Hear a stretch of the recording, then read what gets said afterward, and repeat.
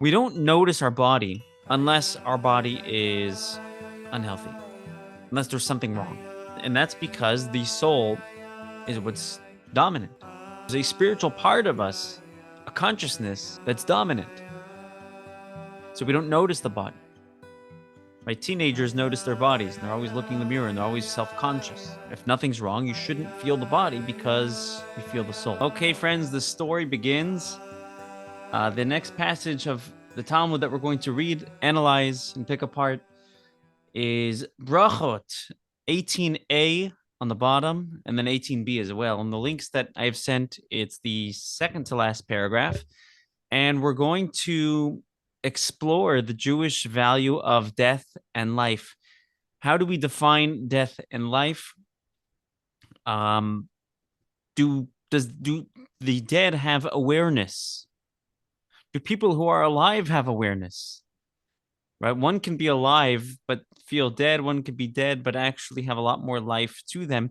And we're going to learn new definitions and understanding of what life is all about. But let's start with this story in the Talmud. We're going to read from the second paragraph, second to last paragraph, sorry, on the bottom of 18a. And then it goes all the way to, we're going to switch to 18b as well.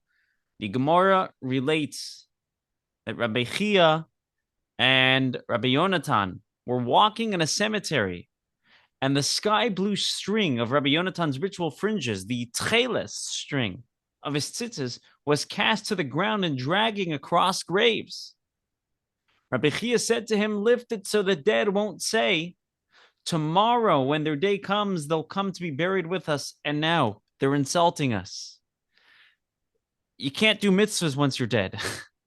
Right? We can only do mitzvahs once only while we're alive in this world. Right? Once we move on to the next world, we can benefit from the world to come. We can benefit from heaven, from paradise, but we can't actually do anything. So actually, to this day, there's a tradition to tuck in your tzitzis when you go to a cemetery, because you don't want to be rubbing into their faces the fact that we're wearing tzitzis. There's a whole question, by the way, just parenthetically, brackets, to what extent that applies these days practically.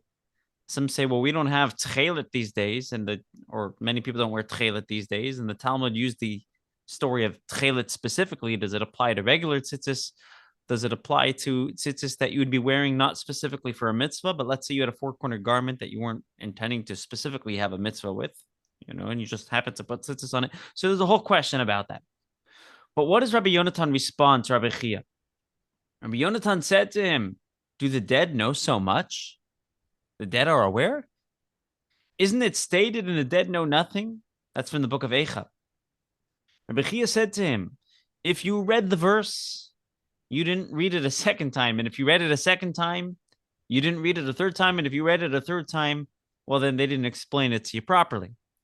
You're not understanding it properly. The meaning of the verse, for the living," now he quotes the full verse, "for the living now know they will die, and the dead know nothing and have no more reward, for their memory has been forgotten." What it means is, for the living know that they will die, right? These are the righteous, who in their death are called living. So when we say the dead don't know anything, what it means is not necessarily that they don't have awareness, but they're not aware that their death is coming. It's referring to the wicked people, because the righteous people are actually called alive while they're dead. Okay, let's continue the segment on the top of 18b. You have to kind of flip to the next page at the top of the page. He was referred to in the verse as a son of a living man. And the Talmud wonders, is that to say that the fact that the Bible referred to him with that appellation, that all others are children of dead? Rather, the verse should be explained as follows: the son of a living man who lives forever, who even in death is referred to as living. Right? Righteous people are considered to be living even while they're dead. We'll explain what that means soon. In contrast to the righteous, who are referred to as living even after their death, the verse explicitly states, "The dead know nothing." These are the wicked who even during their lives are called dead. As the prophet Yechezkel said in reference to a king of Israel who was alive, and you are a slain wicked prince of Israel, right? That's what it says in Ezekiel. And even if you wish to say instead that the proof is from here, at the mouth of two witnesses or three witnesses, the dead shall be put to death. This is puzzling. As long as the accused has not been sentenced to death, he's alive. Right? Why does it say put the dead to death? Right? We're referring to a wicked person who merits the death penalty. But why are we calling dead if he hasn't died yet? He hasn't been killed yet. Rather, this is a person who is wicked, who is considered dead from the outset. Okay, so the Talmud is asserting that somebody who is righteous is alive even once they die, and somebody who's a wicked is dead even while they're alive. Yeah. So in terms of like our learning of Tanya, I'm trying to put this in that context, and I'm Okay, good. thinking, okay, well, is somebody who's dead from the onset. I mean, everybody's born with a neshama, and they get to choose how they live their life. But when you talk about who's dead from the onset, this is, in my mind, this is a person, who's chosen evil, who's chosen to do the wrong thing at every turn and is considered beyond redemption. And I'm wondering if that's a correct way to interpret dead from the onset. Well, the onset of their negative behavior, right? Of Okay. their wicked behavior, right? Well, not necessarily from birth, but they at from the moment they are making choices that put them in the category of quote unquote being wicked, they are dead. And I guess our question is, what does the Talmud mean when we say the righteous are always alive, even once they die? The wicked are always dead, even once they're alive. What does that mean practically? And I'm going to share with you four interpretations. Um, the literal interpretation, Rashi, just on the Talmud over here.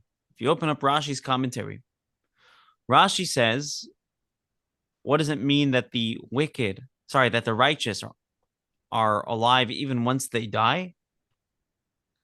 What it actually means, and this is a little bit more clear in the Hebrew when you translate the words literally, even while they're alive, they are aware of death. And because of that, there's a certain fear that would prevent them from sin. Similar to the idea in Pirkei Avos where it says, repent one day prior to your death. Well, how do you know when you're going to die, right? Exactly. Right? The righteous people always understand that their time on this world is limited and that one day they're going to face their maker. And there's a certain level of reverence that they have. And that's why even while they're dead, they're considered to be alive. Their life almost was I don't want to use the word anticipating death because that has a almost of a positive connotation, but understood death as a very real possibility and essentially understood the value and preciousness of life. That's Rashi's interpretation. There's another interpretation by the Gur Aryeh. The Gur Aryeh is a commentary on Rashi himself. It was actually authored by Rabbi Yehuda Lau of Prague, the Maharal of Prague, and he points out a bit of a different twist. He says, "Why are the wicked called dead? And why are the righteous called alive? The wicked are called dead even while they're alive because that's the inevitable trajectory that they're heading. They're headed toward a life of death. In other words, the life that they're living right now doesn't carry value, right? Life is assessed not by the breathing, not by your pulse and your heartbeat, but the value that it has. And somebody who's living a life of wickedness, a life that's antithetical to God, antithetical to their mission in life, is essentially dead. They're not doing what they should be doing. At least when you're dead, you're not doing anything wrong, right? Over here, they're doing something wrong. So they really are living a life of death. Whereas the righteous always have some sort of impact. The Gur Aryeh, by the Maharal of Prague in this book, derives this from the Torah, the book of Genesis, when Abraham first arises on the scene, the end of Parshat Noach. And we explore the genealogy of Abraham. And we learn about his father, Avram's father, Nahor. Nahor or Terach? That was his brother. Which one is his brother? Now I'm lost. Okay, whatever. His father, Nahor. The Torah tells us how long Nahor lived for. Nahor, Terach? I see you're nodding. Terach. Okay, thank you. Thank you for the correction. So the Torah tells us how long Terach lived for. And then goes on to tell us about Abraham.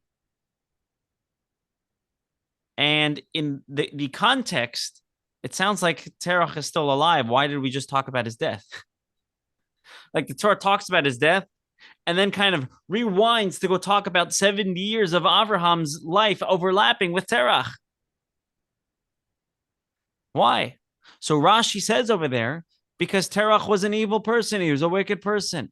He was an idolater. And an idolater is living a life of death. So even though he didn't physically die yet, the Torah insinuates that his life was death. And this is where we actually derive this concept in the Torah itself. And on his commentary on Rashi, the Gur Aryeh there explains, essentially, Terach didn't have a life that was meaningful, that was productive, that was bringing value. Although Terach did do teshuvah at some point, right? So there's a big question about that. Apparently his teshuvah wasn't to where it could have been. That's what the commentaries kind of explain. Another commentary, the Or HaChaim HaKadosh. The Or HaChaim is one of the commentaries on the Torah as well. He lived in the early 1700s, right around the same time as the Baal Shem Tov. The Or HaChaim is an interesting commentary on the Torah, by the way, because I don't think his intention was to sit down and write a biblical commentary. He was a incredible scholar and a Kabbalist, and he used to study Torah with his daughters. And his discussions turned into a book. His discussions with his daughters learning Torah. He had two daughters. And the Or HaChaim explains, why are the righteous called alive even when they're dead? He says it's actually talking about the body of the righteous people. Usually we understand death as the separation of body and soul. The soul never leaves. The soul never dies, sorry. The body gets buried, and at some point the body decomposes. Right? So you die. When we say one dies, we mean the body dies. The soul never dies. For the righteous people, the body never really decomposes. And by the way, there's testimony about this. There's been times throughout history where they had to transport and remove, transport graves from one place to another, especially if Jews were, deported or, kicked out of certain places. And they moved certain people, and righteous graves had intact bodies after many, many years. There's the famed Eli Melech of Lezhinsk. I'm using him as an example. He's one of many. Eli Melech of Lezhinsk was a student of the Maggid of Mezrich, who was the successor of the Baal Shem Tov. Apparently, they had to move Rebbe Melech of Lezhinsk's grave. And they said that his payas, his side locks, he was a chassid, were still wet from the mikvah that they put dead people into to purify them. So this is actually I can't say you could explain it scientifically, but it's a reality. It's a fact. Righteous people's bodies don't decompose because the body doesn't fully leave, which might explain, by the way, the value. We always visit graves, even of our loved ones, even if they weren't righteous, right? To visit them, but there is value in visiting the grave of the righteous and seeing that as a portal to the heavens to pray. As a special space, and that might be the reason why that sacredness is still there. So the Or HaChaim explains that when we say a person who is righteous never really dies. Even when they're dead, they're called alive. It's because the body and soul never fully separated. There's still holiness in that body. I want to dive into the perspective of the Tanya that you mentioned earlier, Mike. The Tanya references this section of the Talmud in chapter 19. And he says, why are the righteous called alive even when dead? Why are the dead called, and why are the wicked called dead even while alive? So he says, let's define life and death. Let's understand let's understand the definitions of life and death. True life. What does true life mean? Well, what is the truest form of life? What does life mean essentially? How do you define life and death? The truest form of life is eternal, aka God, because that's the only entity that's eternal. If it's eternal, it's truly alive. If it's temporary, it's on the trajectory of death and may even be dead right now. The righteous people have are fully alive even while they're dead because they're connected to something eternal. Their life is eternal. Wicked people are connected to things that are temporary. I don't like the word wicked even in this context. You don't have to be wicked, but in Russia, right? The definition of Russia in Tanya is not necessarily a wicked person, but a person who's focused on things that are temporary. Well, that's dead. Focused on something dead. You're focused on the body rather than the soul. You know, the just a couple of days ago, we marked the 30th Yortzeit of the Lubavitcher Rebbe. And I'll admit, us Chabad people are crazy about the Lubavitcher Rebbe. We are. But why? It was 30 years ago, right? But when you hear a Lubavitcher talk, when you hear a Shliach talk, when you hear a Chabad person talk, or anybody who's really inspired by the Rebbe's teachings, it sounds like it was yesterday. It sounds like it never even happened. People talk about the connection with a Rebbe as if it's literally like this gap and 30-year gap never even happened. Why? It's as though he's still alive. Yeah. Because a truly righteous person, everything they lived for, every breath they took, truly still lives on. Because their whole life was focusing on things that were eternal. Love of God, love of Jewish people, the love of Torah, right? Making this world a better place. Everything they lived and breathed still lives on. Okay, the body's not there anymore, but the values, which is what was the priority, is still there. The teachings still there. The spirituality of it is still there. That's true life. And we can replicate that in our own way. We can replicate that on some level in our own lives, right? When our life focuses on things that are eternal, so now we're truly alive, and we have a legacy to leave, to continue, that will continue on. Whereas when we focus on temporary things, we're living a life that is just currently dead. It's not connected to God. And we could still revive it, by the way. And that's normal. That's default human condition, is to focus on temporary things, right? It's easier to get out of bed because of the iced coffee than because of the Talmud study or the opportunity to pray in the morning or whatever it is, right? That's just human condition. But we're here to work on ourselves, to pray, to learn, to refine ourselves, to make a paradigm shift, focusing on soul, not the body, to focus on what's eternal, not temporary. When we do that, we become truly alive. In many of his teachings, the Rebbe gave a parallel for this. The parallel for this is a healthy person. A healthy person, just physically, we'll talk about spiritually in a second. We'll draw a parallel from physical health to spiritual health. When it comes to physical health, the greatest indication that you're physically healthy is that you're not self-aware, right? As we're speaking right now, hopefully you didn't notice your left knee, right? Did you notice your left knee until I mentioned it? Prior to me mentioning your left knee, did you notice it? No, right? Now do you notice it? Because I mentioned it, right? What if you did notice your left knee even before I mentioned it? Well, there's probably something wrong with your knee, so you notice it, right? Maybe it's in pain, maybe you, right? We don't notice our body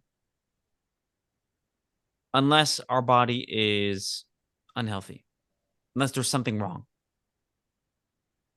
And that's because the soul is what's dominant, even if it's not the godly soul, even if it's not the divine soul, but there's a spiritual part of us, a consciousness that's dominant. So we don't notice the body, right? Teenagers notice their bodies and they're always looking in the mirror and they're always self-conscious because they're still getting used to the souls and they're still developing, right? And as the body develops, you feel it. But normal on a normal day, when if nothing's wrong, you shouldn't feel the body because you feel the soul. In fact, just to illustrate this idea, your body listens to your soul. It does, right? I move my arm right now. I didn't have to command my arm to move. I didn't have to think about it. I didn't have to process it. I just did it. My arm is going to listen. My nervous system is going to listen to what my desires are, to what my soul wants. And the Rebbe gave this analogy to draw a parallel to spiritual health as well. If we're truly spiritually healthy, we should only notice what is eternal, and what is temporary shouldn't really matter all that much. And the Rebbe, in one of his teachings, shared a story to illustrate this. And it may sound a bit of an abstract story, and it's like, how is that relevant to me? But on some level, it is actually relevant. Rabbi Shneur Zalman of Liadi, the Alter Rebbe, was having a meeting with somebody, and they were going to be serving with another tzaddik, another righteous person.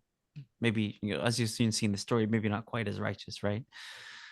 And there was a mess up in the kitchen when they were preparing the meal.